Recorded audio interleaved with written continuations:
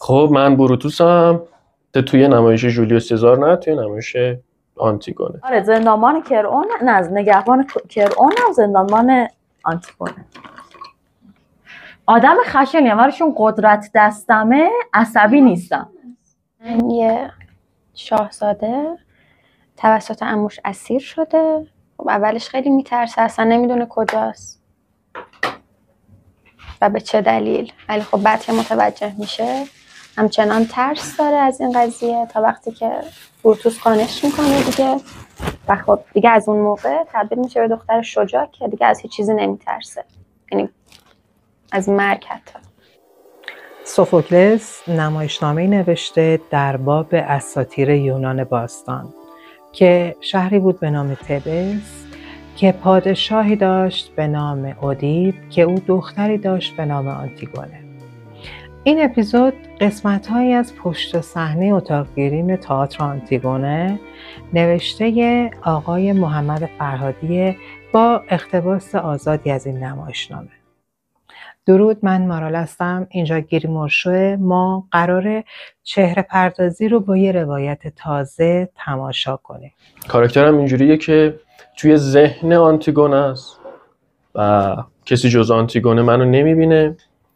من حس کنم نباید بدجنسی رو بدیم. بچی چون که آره قانع میشه آنتیگونه. اگه خبیث باشه به نظرم چهرهش، خب حالا میتونه خبیث هم باشه ولی نه مثلا اگزاجره که از اولش مثلا مخاطب بگه خب این چرا داره به حرف این آدمه گوش میده. آها، یعنی لو نره. آره. از نظر محمد یه آدم خیلی ریلکس، یه بازجو خیلی بدم. یه تیکه از متن میگه که از توی کاخش آوردنش مستقیم اینجا. احساس میکنم باید اون به اصطلاح زینتی بودن صورتش که مستقیم از کاخش آوردنشو داره. شخصیت یه جور شخصیت خاکستریه، انگار همه چیزو میدونه و آره واقعا هم میدونه. میدونی میخوای چی، اصلا آره. میدونی داری چی کار میکنی. چهره مهرنوش که زندانبان آنتیگونه باید خیلی خشن‌تر از چهره واقعیش باشه. پس با اضافه کردن خطوطی که میتونه چهره اونو خیلی زمخت نشون بده شروع کردم. باید خطوط چهرهش رو عمیق‌تر می‌کردم. خطوطی که خشک و زاویه دار کشیده میشه. پره‌های بینیش بزرگتر میشه، شقیقاش کمی فرو رفته تر، خط فکش کمی تیزتر و چشماش گود افتاده با ابرویی که توی هشتی اون یه تیزی قلف شده وجود داره.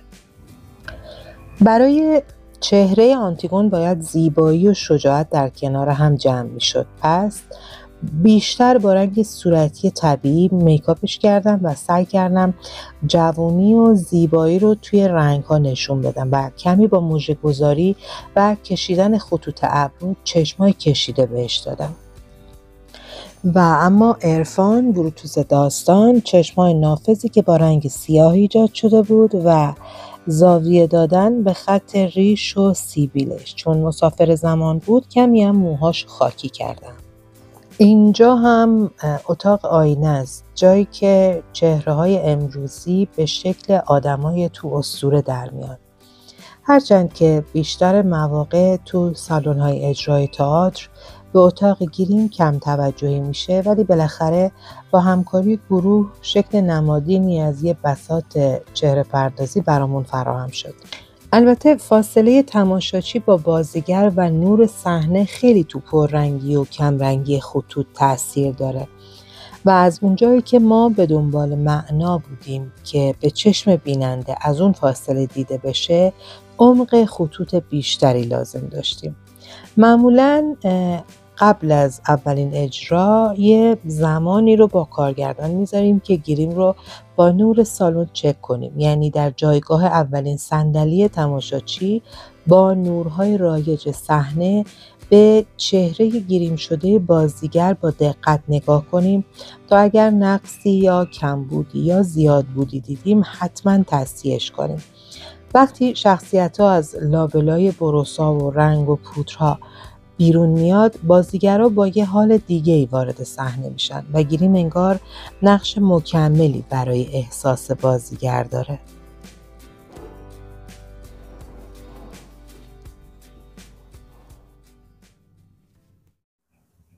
10 شب هیجان انگیز رو کنار هم گذروندیم و این قسمت‌هایی از پشت صحنه شب 10 تئاتر آنتیگونه که می‌بینید. دیگه امشب شب آخره، امیدوارم که دم با این آخر هسته بتونیم نباشه. دوباره کار کنیم و با شما حتما دوباره بتونیم کار کنیم. خوش بگذره. که شب آخری که در خدمت شما راحت میشین از دست. نه خواهش میکنم، چه حرفی اصلا نیست. خیلی خوش گذشت. واقعا ناراحتم که شب آخره و اینکه با شما خیلی بهم خوش گذشت. واقعا بهترین تایم پشت صحنه بود که میمدم اینجا اینقدر آتیش میسوزوندم. بچه‌ها سوال دارم از کیمیا. خب بگو کیمیا، بگو 10 شب رو چجوری گذروندی؟ اگه شب اول رو فاکتور بگیرم، خب کلا خیلی دوست داشتم کنار بچه‌ها رو، اجراها رو، همه چی. مگه شب اول چقدر؟ خیلی بد بود شب اول، اصلا آره جزو بدترین خاطرات زندگی. نمایشنامه از هیچ کس تو رو به خاطر نمیاد. مطمئنی؟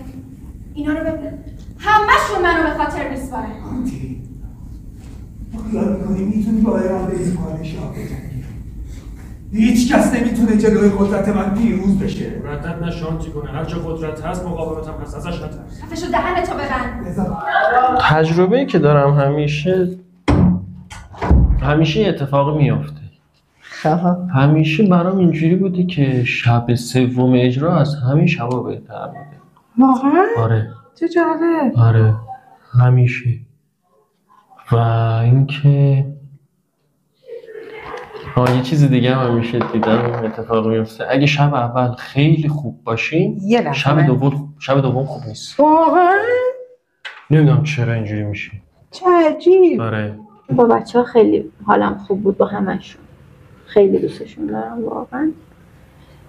بچه‌ها هم تو رو دوست دارن. بله. و اینکه مثلا با شما آشنا شدم، خیلی خوشحال شدم واقعا. من شما رو نمیشناختم مثلا از قبل.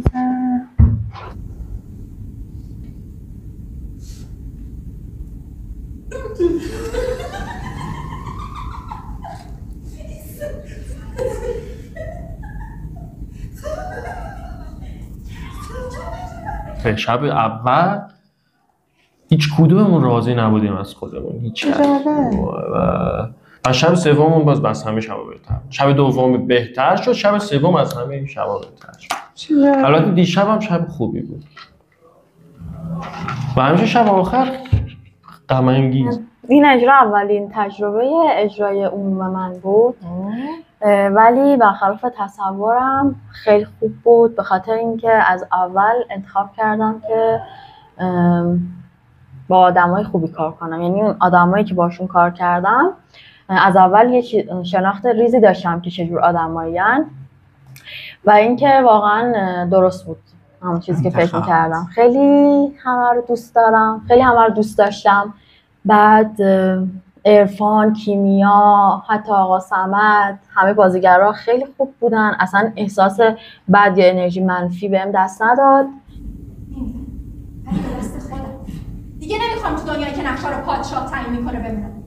تا الان کور بودم ولی الان میبینم همه چیو. من نمیخوام به هر قیمتی زندگی کنم. نقطه قوت و ضعف کارتون چی بود میتونی بگی؟ نقطه قوت کاره اینه که من خودم همیشه عقیدم اینه که توی سری جوامع‌های مثل جامعه خودمون هنر باید به مثابه جامعهش پیش بره. نقطه ضعفشم اینه که یکم زیادی روه.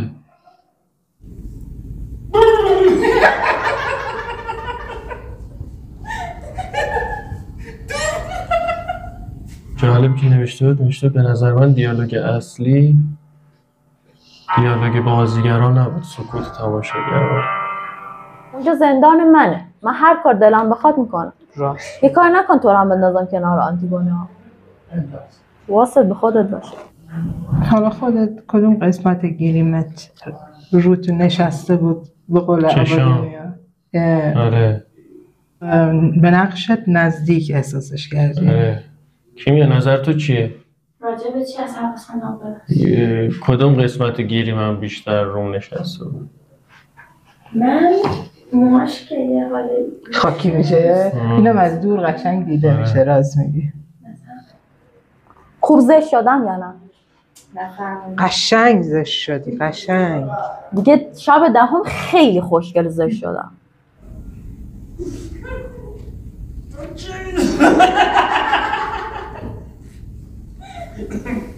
ولی نمایشنامه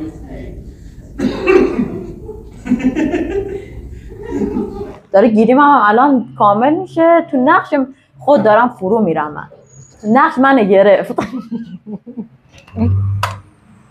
سایی توی آرزوی خارجیمون باشی؟ آرزوی خارجی یعنی مثلا تو رو کن ببینیم، مثلا فرش قرمز قدم میزنی با اون کانورسای تمیزت کتواک میکنی. اون قسمتی گیریمت رود نشسته بود دوستش داشتی؟ من چشامو حس میکنم اون چیزی که باید منتقل بشه تو چشم منتقل میشه. نمیدونم چرا حس میکنم چشمه واقعا چشم آنتیگونه است. نمیدونم شاید من تو آینه خودم بعد از بیرون نگاه میکنم چشمای کیمیا رو نمیبینم. اون سیبیله خیلی جالب بود، دوستش داشتم. اون گیریمی که واسه چشمم و ابروم انجام میدین همینطور، یا این بزرگ شدن بینیم جالب بود. جوری که اصلا کلا وقتی که اجرا تموم میشد هیچ کس باورش نمیشد که من اون نگهبانه باشم. گفتن که چرا انقدر اونجا زمخت بودی و اینا، که این همین راه افتاد که عکسم میم شده بود مثلا پیش دوستام و اینا میفرستادن میگفتن وضعیت انرژی زنانم. دیگه من میرفتم بیرون گفتم به خدا اون دختر منم انرژی زنانم بالاست. انرژی زنانم صفر بود رو صحنه.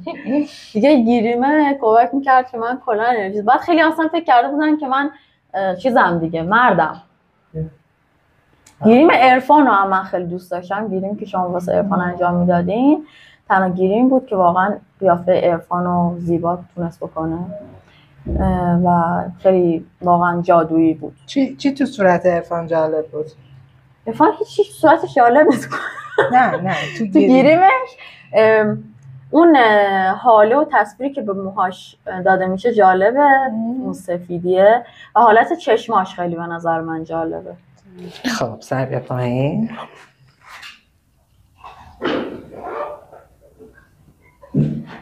امشب شب دهم خوشبختانه و متاسفانه به این دلیل که دیگه در خدمت شما نیستیم. خوشبختانه که دیگه کیمیا نمیبینم، مهرنوشو نمیبینم، مخصوصا عرفان طبابی رو نمیبینم. و اینکه خوب بود دیگه، بهترینش هم و تنها اتفاق خوبم تیم خوب بود. وگرنه بقیه چیزا نه حوصله‌شو دارم عرفان نه جذابیت داشت. فرهادی میگه دیگه نمیخواد ببینه. فقط تیم خوب و آدمای خوب. همین. از خودم هم خوشم نمیاد ولی چاره‌ای نیست. تئاتر رو دوست دارم. این صحنه رو دوست دارم، سیاهش رو دوست دارم، نور رو دوست دارم، بازیگر رو دوست دارم. یکی خب ما تو تمرینا اتفاقی که افتاد این بود که بچه‌ها همه نقشه‌هاشون در آورده و حداقل دست کم اون چیزی که من می‌خواستم 100% در آورده بودن. ولی خب یه چیزی کم بود، اینکه عرفان مثلا رو صحنه عرفان نبینمش، من مهرنوش نبینم، کیمیا رو نبینم. حالا با تمام اون خروج از شخصیت روزمره‌شون همه این کارا که انجام داده بودن، گیریمه دقیقاً این کارو کرد. من دیگه عرفان طبابی رو ندیدم رو صحنه، مهرنوش رو ندیدم رو صحنه، کیمیا رو صحنه ندیدم. خیلی کمک کرد این قضیه بهش. ممنونم از شما. لطفاً نور رو بگیرید یه موسیقی حماسی هم پخش کنید.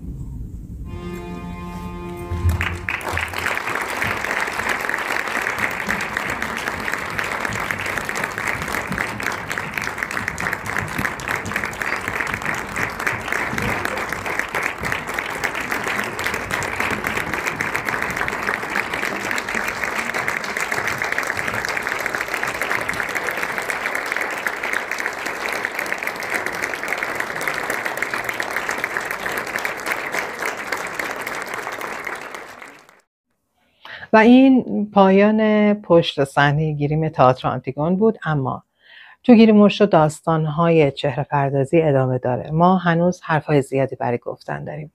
پس دکمه سابسکرایب اینجاست و لطفاً برام از حس و حال و نظراتت بنویس. تا پشت صحنه بعدی، بدرود. میرقصه توی صحنه ها، جادوی رنگ و سایه ها، در دستای طراحا که با هنر شده خلق، تو دنیای بازیگرا با قصه های بیشمار. میرقصه توی صحنه ها، جادوی رنگ و سایه ها.